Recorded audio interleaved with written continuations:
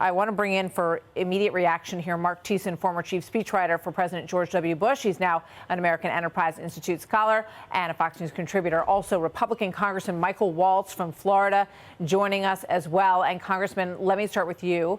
We've all been watching and listening to this intently, trying to figure out exactly what went on in this meeting. What is your takeaway?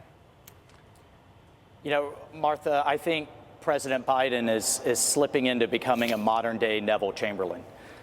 This, appeasement approach is not going to work with Vladimir Putin. What we're continuing to see as a theme out of the White House are actions that we will take after Russia invades Ukraine, if Russia invades Ukraine.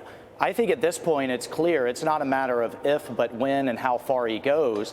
And the actions we need to see are what we are going to do right now. Sanctions in place now. Military equipment moving to help our Ukrainian allies, like more Javelin missiles, and importantly, air defense assets like the Stingers now. We have to begin seriously raising the cost for Putin and turning the Ukraine into a porcupine. And just one other thing, Jake Sullivan is being completely disingenuous when he says this has nothing to do with Afghanistan and nothing to do with Nord Stream 2.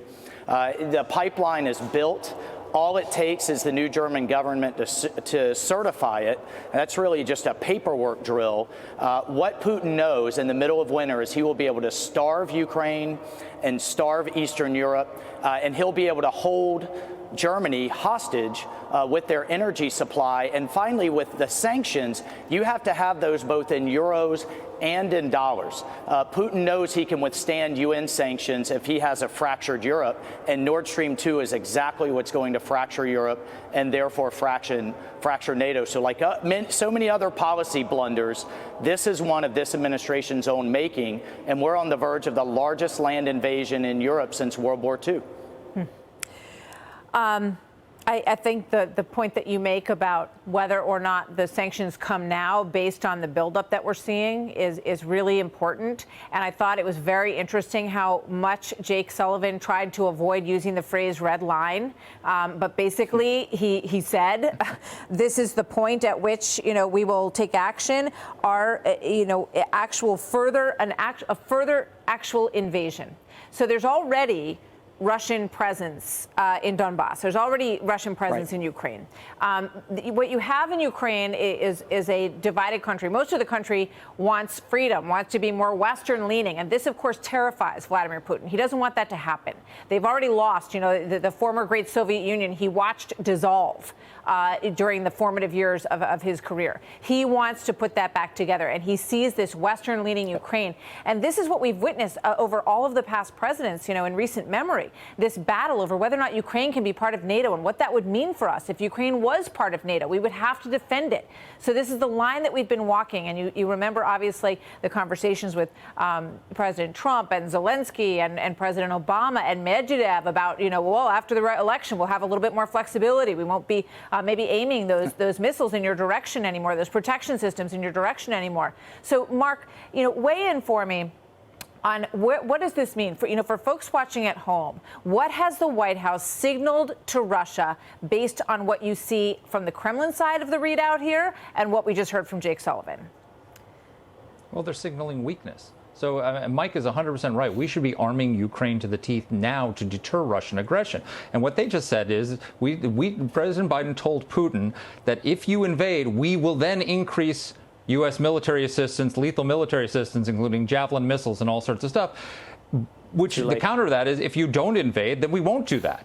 And so Vladimir Putin could have just wins then, because he precipitated a crisis, got the U.S. to agree to a deal in which he doesn't invade in exchange for not giving them that military aid. So that's a victory for Putin. He's playing Biden.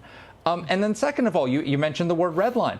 Why are we in this mess? Think back. He referred back to the 2014 crisis when Russia invaded and annexed Crimea. What precipitated that? It was when President Obama drew a red line in Syria and told the Syrian regime that if you use chemical weapons against your people, we will take military action, and then didn't enforce it.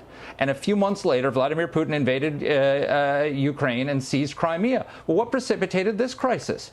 The disastrous withdrawal from Afghanistan. Afghanistan, which projected weakness. No one could look at the withdrawal from Afghanistan and say that this is a sign of strength, that America is determined to advance its interests and the interests of its allies around the world. And so Putin looks at the weakness of our withdrawal. He looks at Biden refusing to lifting the sanctions on Nord Stream 2 that Donald Trump had put in place, and he senses weakness, and weakness is provocative. Weakness causes your adversaries to test your resolve and sometimes to miscalculate. And so it's very, very dangerous when you project weakness in the world.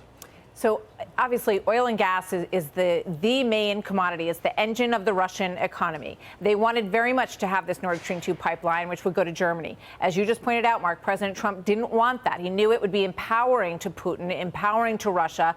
And now it's all done but the turning on. And at this point, Congressman Waltz, Jake Sullivan seems to be suggesting, oh, we can still turn that off. You know, the fact that we've allowed that process to move as far as it has is not a big deal. That's leverage for us. Is it leverage for this White House?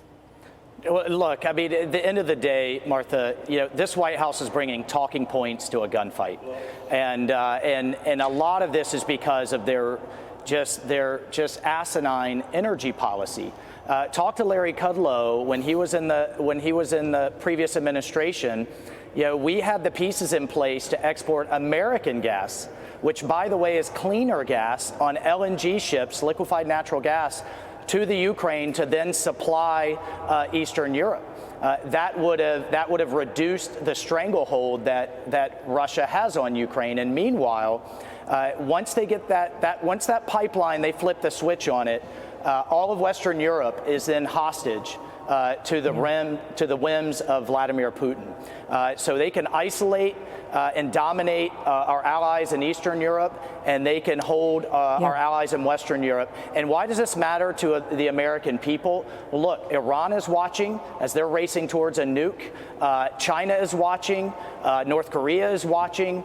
And the leading think tanks in Moscow have said that Afghanistan absolutely mattered. I'm Steve Doocy. I'm Brian Kilmeade. And I'm Ainsley Earhart. And click here to subscribe to the Fox News YouTube page to catch our hottest interviews and most compelling analysis.